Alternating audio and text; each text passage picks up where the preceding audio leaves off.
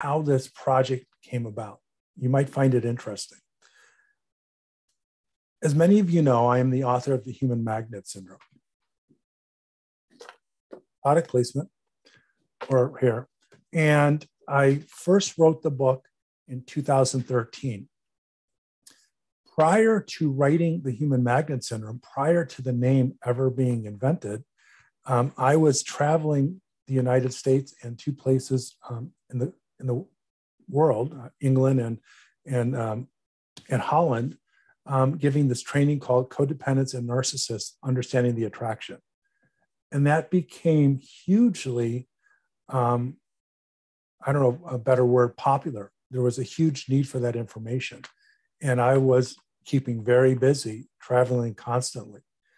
And it was really cool that I was able to turn my own life lessons, my own personal and emotional,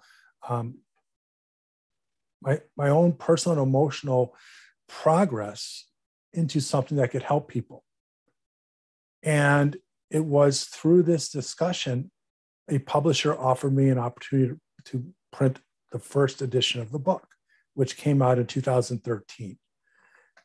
At about that time, I discovered YouTube, and I started posting videos that were excerpts from my seminars. And then I started to make YouTube videos based upon what I thought people wanted to hear about. And back then, there was this huge need for information on narcissism. It was huge. Now, 8 years later, now we're talking about 2012, 9 years later, there is an explosion of people who are talking about narcissism, narcissistic abuse, thousands of people. But back then, there was not that much information. And although my focus was always on treating codependents, or who I call self-love deficients, or who have self-love deficit disorder, that was my passion. But I noticed that every time I posted a YouTube video on narcissism, there was a huge positive reaction to it, and that people did not know about the information that I wanted to teach them on narcissism. So I was grateful. I enjoyed it. And I've had some incredible success with those videos. But then after the publication of the second version of the Human Magnet Syndrome, which is the book that I just showed you, in 2018, I was ready to not focus on all the explanations of the Human Magnet Syndrome, why codependents always fall in love with narcissists and vice versa, that magnetic attraction of opposite personality types. I wanted to stay true to my core. I am a psychotherapist, and the people who come to me are codependents or self-love deficient. If narcissists wanted help and could benefit from the type of therapy I gave, I would help them. But as we all know, narcissists are incapable of truly understanding the degree and the breadth of their narcissism and the harm that they cause others. They don't want therapy, or if they seek it, they don't stay in it. So my focus has always been on helping the codependent or the SLD find some form of recovery to solve, resolve, neutralize, or cure the problem. And I created this, which is now an 11-stage program that initially was called the Codependency Cure. Now it's called the Self-Love Recovery Program. And it's based on 11 stages. But I then made a decision that I don't really want to talk about narcissism anymore. I don't really want to talk about codependency anymore. I've said almost everything that I could ever say. And although, interesting, my biggest videos were always on narcissism, I didn't want to seek the pathway of success by doing something that people wanted that did not represent my true passions. And even if that meant selling less books, having less videos viewed, I decided I'm done talking about narcissism. People need to know how to heal from narcissistic abuse or, human magnet syndrome compelled dysfunctional relationship. And so for those who have followed me, notice probably in the last couple of years, most, if not all of my videos have been about how to survive narcissistic abuse, overcome it, and create some hope by resolving, or curing it. And then about a year ago, a woman who is a CEO of a training company in Australia, Tatra Training Company, we started to collaborate, and she started to promote some of my work in Australia. And she said, we really need information about narcissism. And I resisted. And I said to her pretty much the same thing I just said. I said, I've said everything I could want to say about it. And then it hit me that I need to put together all of my resources on narcissism for once and summarize, expand the information that I know, and teach all of this new information I know on narcissism. Just because I quit talking about it or doing videos on it, I did not stop understanding it and creating better ways to protect oneself from it. And that's when I got into what I thought was a crazy idea. I was going to do, instead of one webinar for 6 hours, that's a lot of information, I was going to do 2. And then when I started writing it, I thought, no. Ross, you got to do this right. I decided to do 3 of them. And the first one is the one that's in September. And the dates, for the dates and information about these, just go to selfloverecovery.com, selfloverecovery.com. So the first one is this deep, exhaustive presentation of what is narcissism, what is pathological narcissism, who are they, how does it manifest in people, why are they the way they are, and what is it about them that makes them so harmful and dangerous. And I have well over 6 hours of information, well over that. But I had to condense it into 6 hours.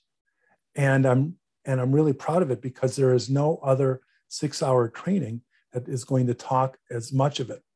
Then the second one, I thought, okay, well, if I talk about narcissism, now I wanted to spend 6 hours on talking about what is narcissistic abuse. Why do SLDs or codependents always fall prey to pathological narcissists? What is it about the human magnet syndrome that pulls codependents or SLDs together and makes that this disorder makes them repeat the same mistake over and over again? It explains that broken picker, that tendency to always pick the wrong person. It explains what chemistry is. Chemistry is a human magnet syndrome. It explains narcissistic abuse. It explains gaslighting. It explains every concept that I created and know of that gives an exhaustive presentation of exactly the forces behind the narcissistic abuse and feeling trapped with narcissists. And then lastly, in November, I am presenting what everyone has been wanting me to present, that is going to be the heart and soul of my next book called The Codependency Cure. It's going to be all about the solutions. It's going to be my techniques, my guidance, my coaching, how to protect yourself, what to do, what not to do. It's all solutions oriented. And that will be exclusively on what you need to do in order to avoid pathological narcissists, to break up with them, and to protect yourself. So that is 18 hours that I'm talking about narcissism. By the way, that took me 6 months to write, because I just don't write stuff. I create it. So I'd like you guys, before I start before I start answering questions about narcissism, answering questions, I want you guys to consider if you want more information about narcissism, narcissistic abuse, the human magnet syndrome, and what to do, how to escape it, please consider either attending these live webinars or purchasing the videos when they're available. I price them what I believe is low compared to my other work, and I believe they will be life-altering, if not life-saving information. Okay, now I want to answer questions that are specific about narcissism. The rule is end your question with a question mark. I will not be able to answer everyone's question, so please don't get mad at me. I will not take questions that are like you would ask your therapist, that are very deep, that require a very deep and lengthy explanation. Usually those are stories that have to do with your current situation and you ask me what to do. I just can't do that in a venue like this. So I am now looking for a question. So again, looking for a question mark. And by the way, you guys rock. I mean, I'll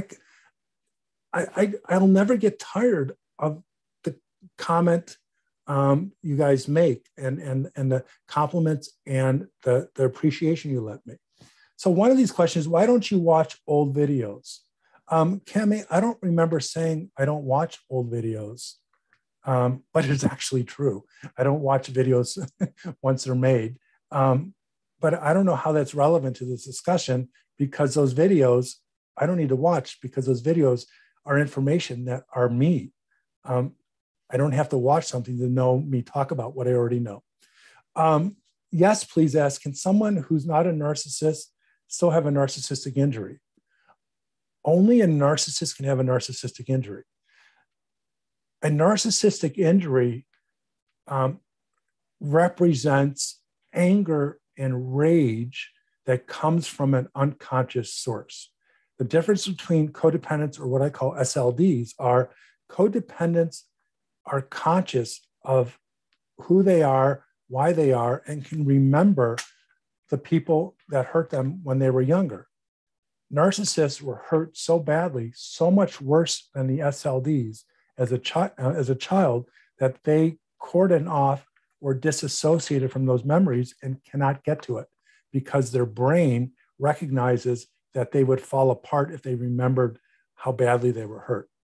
So a narcissistic injury unconsciously triggers a narcissist and triggers the shame and self-hate.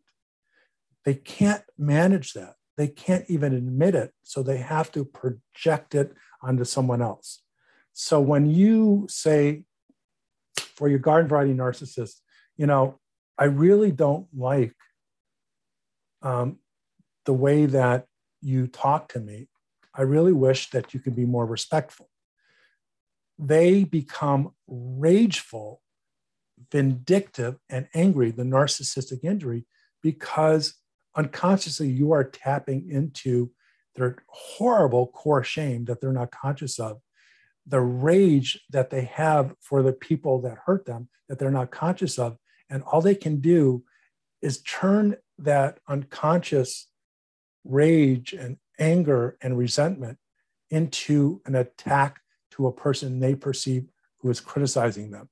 It comes from the sum total of their disassociated core shame.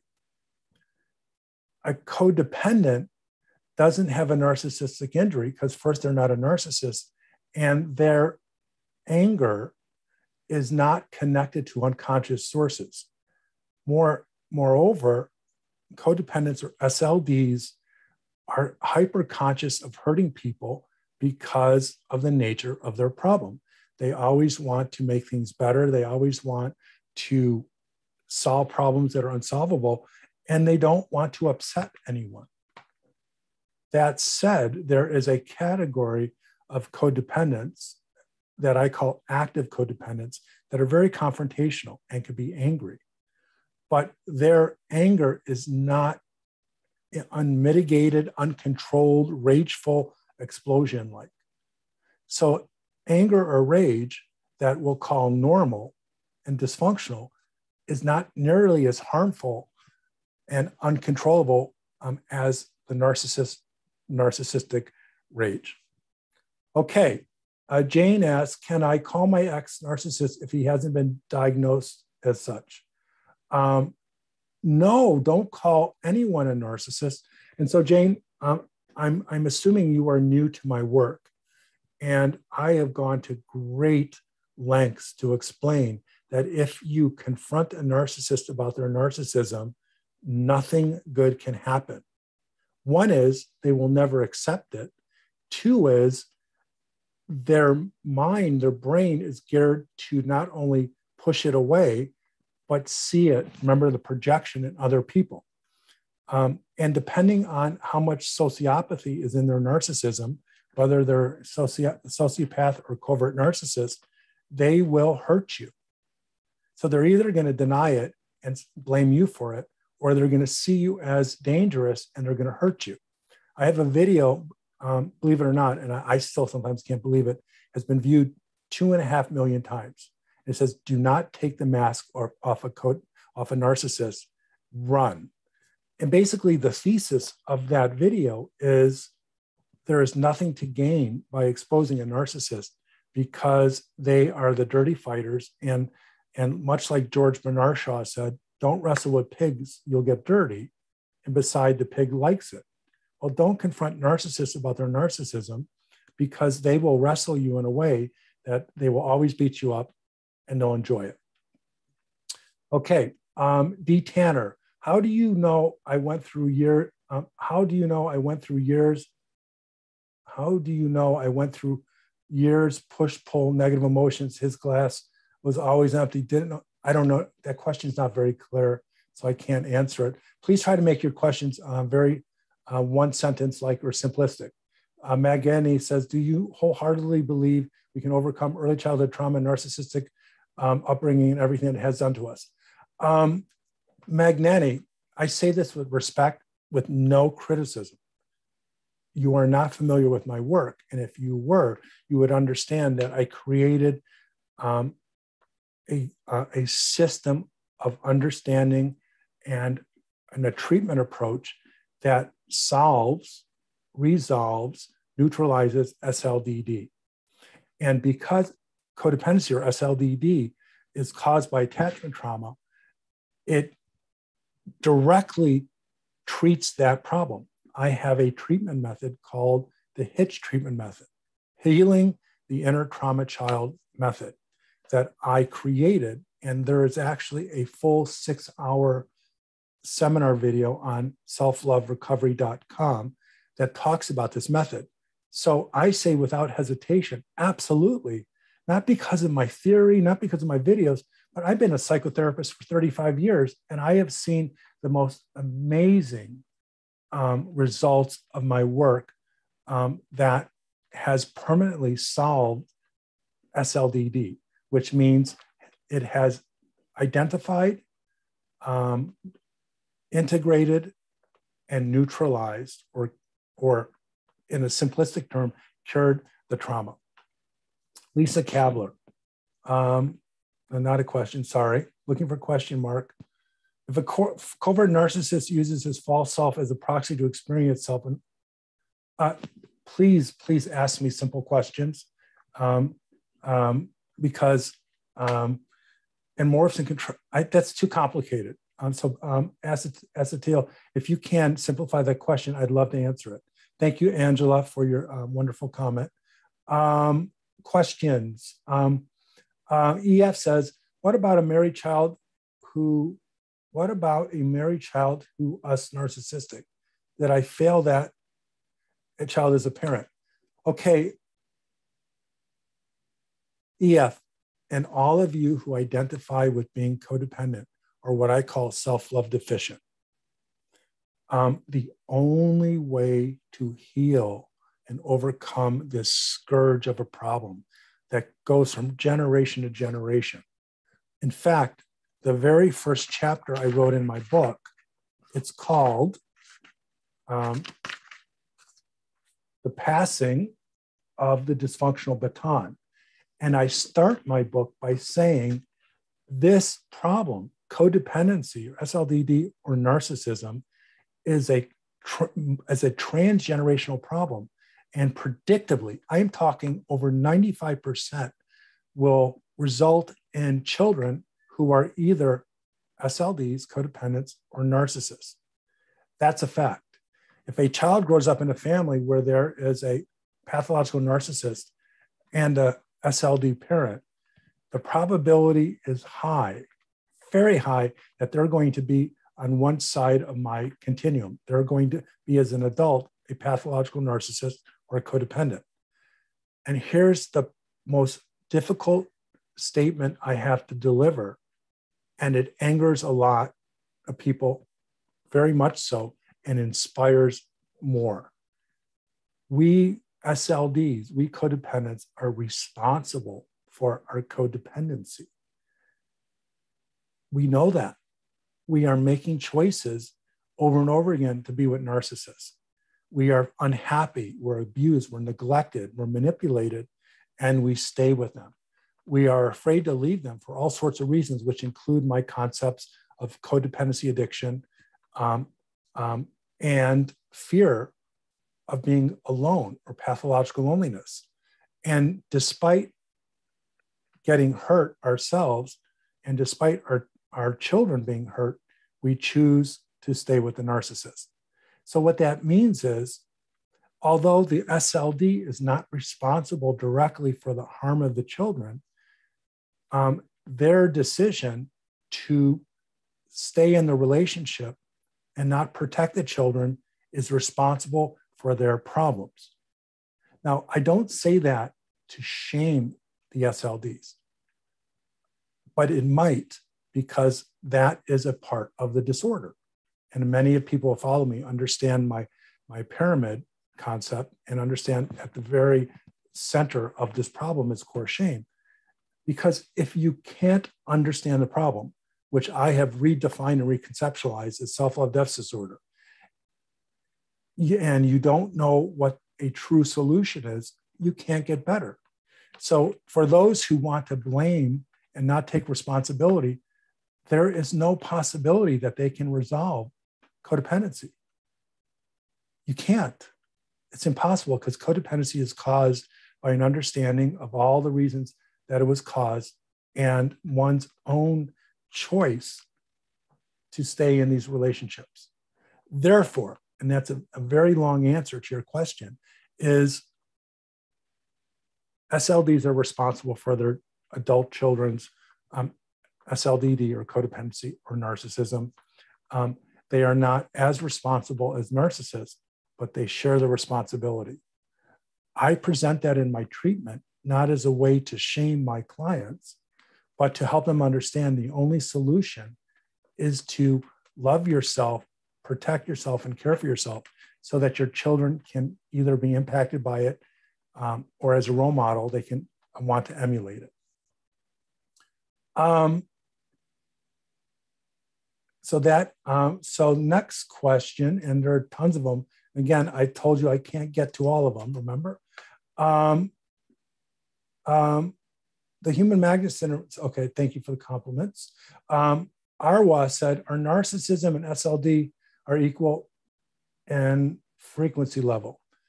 Arwa, read my book, The Human Magnet Syndrome, because I can't explain all of it in this one question, but they come together. This is the best metaphor I have is a dance partnership. The leader of a dance who loves the dance needs a follower of the dance who loves the dance.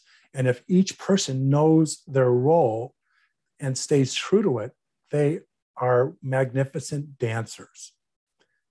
The narcissist needs someone who will follow his lead, even though it hurts the other person. The SLD needs someone to take charge because they don't know how to, and they are too impaired or scarred inside. And together, that creates the human magnet syndrome compelled relationship. It's two people coming together to meet their needs. And everything that I talk about in 270 or 60 pages in this book explains that. Remember, end your question in a question mark. Venusa says, is it possible for a codependent woman to be narcissistic with her children? Codependents cannot be narcissists. It's impossible. A zebra cannot be a horse. Actually, I might be wrong if you can actually interbreed them. A dog can't be a cat. That I know is a fact. Codependents are distinctly codependent. They are very different psychologically. Narcissists are very different psychologically than codependents. The problem is narcissists, through narcissistic abuse, they gaslight people for their narcissism. Excuse me, I just got sidetracked. And someone just sent me an orange message and that threw me off. I have a little bit of ADD, I'm sorry. So a codependent, remember I talked about narcissistic injuries, and the narcissist projects the part of themselves that they hate and despise that they can never think about. So if someone identifies with that projection, we call that projective identification, and starts to believe what the narcissist says is wrong with them, and the narcissist is doing it on purpose, he is gaslighting them. So if a codependent, an SLD, wants to go out and treat herself, to a manicure, go out with her girlfriends and leave the kids home with the narcissist obviously is going to call her selfish. That's a projection. The SLD, if manipulated enough or gaslit enough, will start to believe that selfishness is true. That is why when someone asks me, can someone be an SLD, a codependent, and a narcissist at the same time, I say no. What it is, it's a red flag that you have been gaslit. The narcissist does not ask me that question. Therefore, you must have been gaslit about any attempt for you to do something for yourself, and they made you believe that you're selfish. By the way, I have a video on that.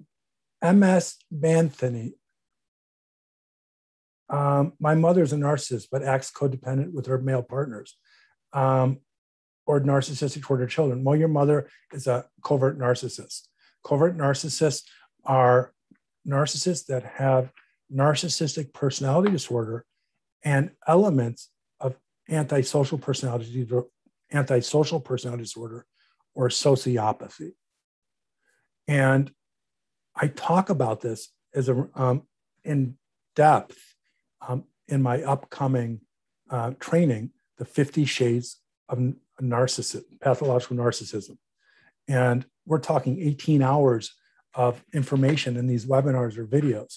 But until you go to that or get some of the information from my YouTube videos, it will suffice to say that covert narcissists pretend to be loving, giving, altruistic. They often are attracted to jobs in which they are teachers, they are psychotherapists, they are nurses, they are school counselors, and they create this costume that people don't know as a costume, but it's a costume of being this good person so that they can get what they need: money, prestige, status, and fulfill those narcissistic needs. But behind the scenes, back home, they are horrible, nasty, hurtful narcissists. So that addresses, can a narcissist also be codependent? No, they can seem or pretend they're codependent through their covert narcissism. Okay, I saw a question mark. Jamie says, why do narcissists want to destroy codependents? Narcissists are deeply psychologically broken. At the core of their personality are memories of a childhood in which they suffered severe abuse, neglect, abandonment, or deprivation, far worse than the adult who's going to be a codependent, the child who's going to be a codependent. And that trauma is so deep and so pervasive that the brain saves itself, manages it by taking all those memories and removing them from the conscious memory in our cerebral cortex and moves them lower to a part of our brain that our conscious mind cannot connect to. And that is in our limbic system, more specifically our amygdala. And all that information is so horribly traumatic that the narcissist never, ever can remember it. But if they are triggered through a narcissistic injury, and we're going back to the original explanation of narcissistic injuries, if they are triggered through a narcissistic injury, then they want to hurt the person who tried to shame them. See, their reaction of a person who gives them feedback, criticism, or fights back is that person is an absolutely horrible, dangerous person, a projection of themselves, and therefore have to be hurt in order to be controlled. That is their unconscious memory of their own childhood. So to the question, why do narcissists want to destroy codependence? They want to hurt anyone who tries to make them feel bad. And narcissists are so fragile that could be as little as, I don't like the way you made the spaghetti, to I think you're a jerk and I don't like the way you hurt me. It's a replaying of the experience that happened to them as a child. Okay. By the way, I'm going to do about 10 more minutes of this. And I promise you, there is no way that I will get to all the questions and satisfy everyone. So the best I can do is recommend my YouTube channel, my book, The Human Magnet Syndrome, or take advantage of my 3-day, 3-series seminar, The 50 Shades of Pathological Narcissism, and you will get more information than you can imagine. Okay. I just saw a question. I try to only answer one question per person, so don't feel bad if I skip you if you ask a second question. I don't know what dark triads are, so sorry, I can't answer that. Trish says, is it typical for a narcissist to use a codependent childhood trauma against them? A narcissist who is triggered, who is experiencing a narcissistic injury, who is trying to gaslight you, who has a reason to want to hurt you, they will do whatever they can to achieve dominance and control. And that can mean break you down until you feel like total garbage, and then realize that no one will ever love you. And therefore, you decide out of everything that makes you an SLD or codependent to stay with them. Some are oblivious to doing this, like people with narcissistic personality disorder, or people who have borderline pathological narcissists. There are 3 disorders: borderline personality disorder, antisocial personality disorder, otherwise known as sociopathy, and narcissistic personality disorder. So the narcissist, the NPD, is largely clueless about who they are and why they do things.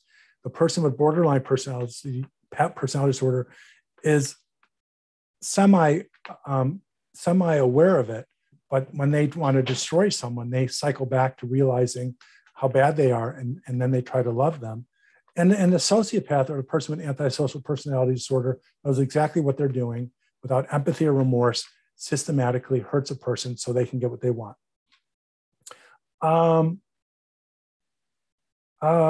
Okay, do narcissists seek out your material?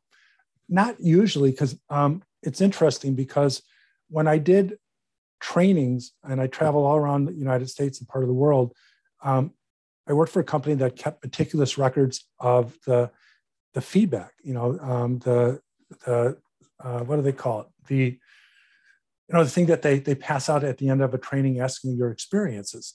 And I averaged out of 5 points, a 4.4 average. And it was fairly regular. 1 to 3 people in a group of, say, 50 or more would give me a 1 point rating. And it would usually be a scathing rating of how much they hated or disagreed with me.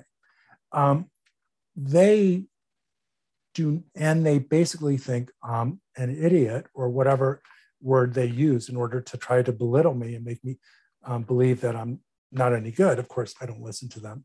But the point is, narcissists are triggered and angered by my work.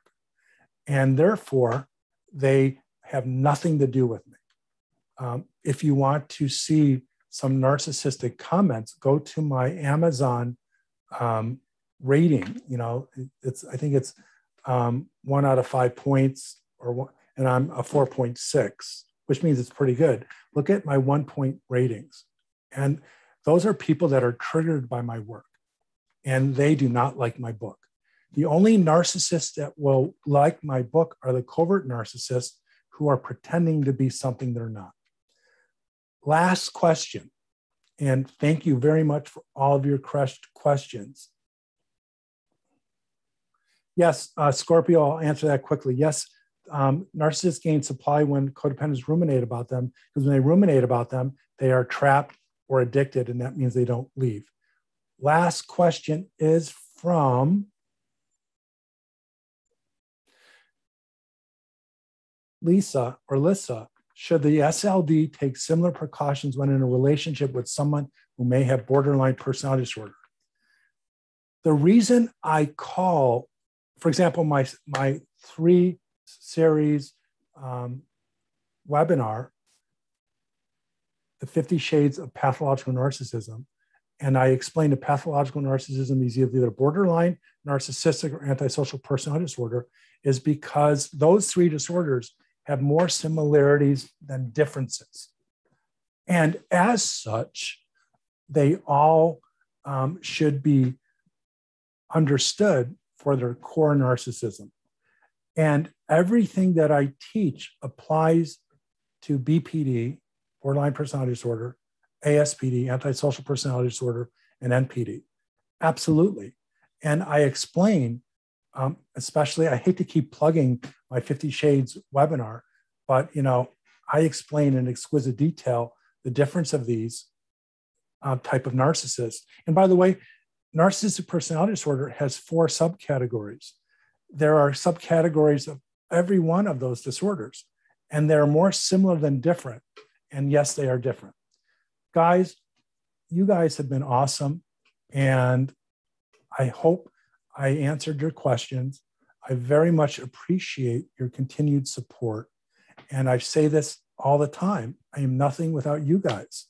I have this yearning, this desire. I've had this ever since I was 17 to somehow make a difference in the world. And through YouTube and other of my endeavors, I get a chance to make a difference. And you guys let me know all the time. So thank you very much. I wish you the very best.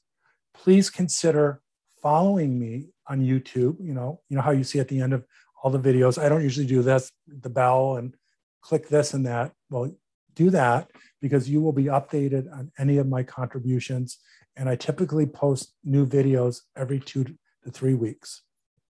Also, consider being and I'm losing my, it's been a long day. This is after seeing 8 clients in a row. Not subscribing, is being a part, oh, darn it, the word is escaping me, is sign up for our newsletter. And you just go to our website, selfloverecovery.com, and follow the box that says sign up.